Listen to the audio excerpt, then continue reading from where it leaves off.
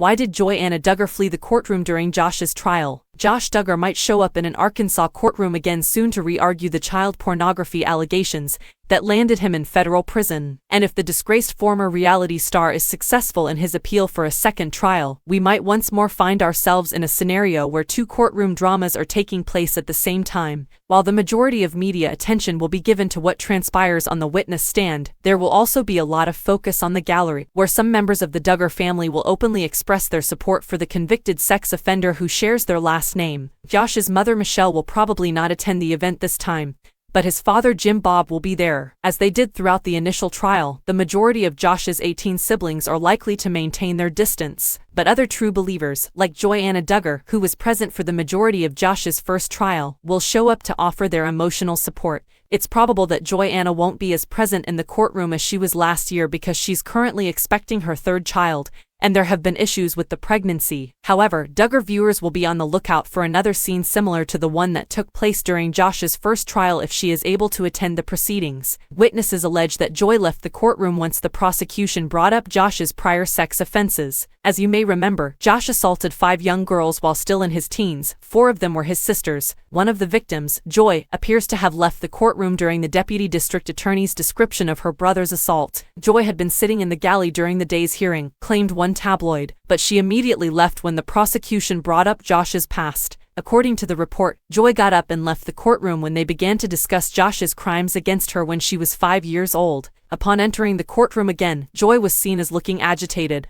It is obvious that it is understandable for Joy to become distressed when she is reminded of the abuse she experienced as a child. Josh is securely locked up, but the parents who allowed the abuse to occur in their home regrettably remain unpunished. Numerous Duggars are still of the opinion that Josh was wrongfully convicted of receiving and possessing materials containing child sex abuse, despite mountains of evidence to the contrary. Joy appears to be one of the few people left who still believes in her brother's innocence, based on the support she displayed in court. Josh reportedly intends to make an absurd case in his appeal. The defense will argue that Josh was set up by a long-standing family friend and convicted sex offender named Caleb Williams. Josh won't let the fact that Caleb was in another state when he downloaded the CSAM deter him from arguing his point, and it appears that he has already succeeded in convincing a number of members of his family of his innocence.